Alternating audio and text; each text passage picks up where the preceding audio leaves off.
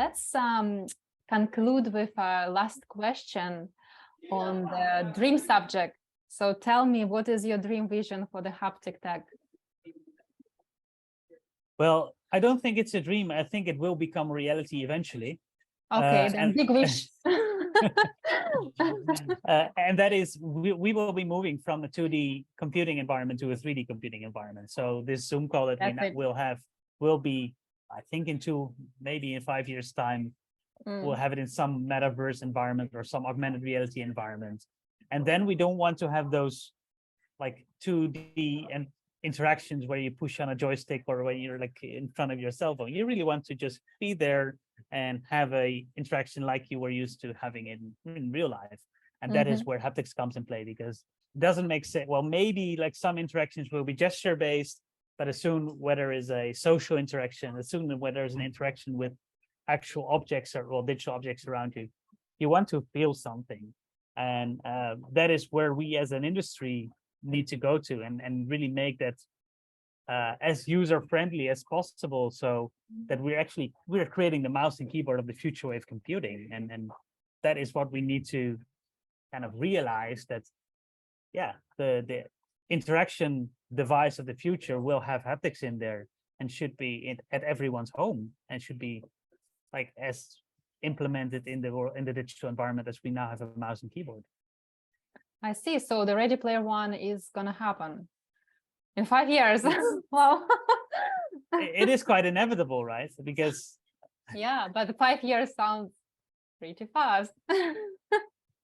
Well, let's see. But if I have meetings, if I am with our gloves in the multiplayer VR environments, it's just so much fun and so much more. It is. It's a way more interesting conversation that you have, because you're just the feeling of presence is so much more there than on a 2D screen. So to me it's inevitable.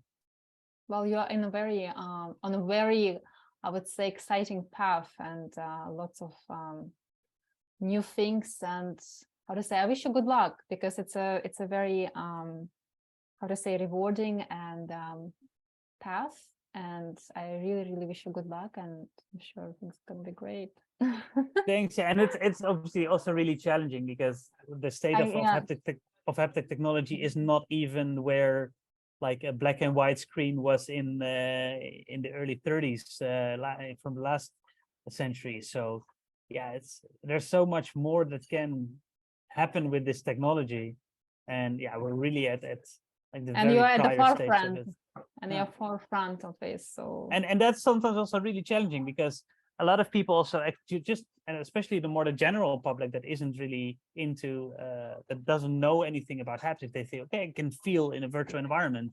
And that can be sometimes disappointing when you only feel the stiffnesses and you don't feel rich textures, and you don't feel rich you don't feel like whether something is round or whether something is square.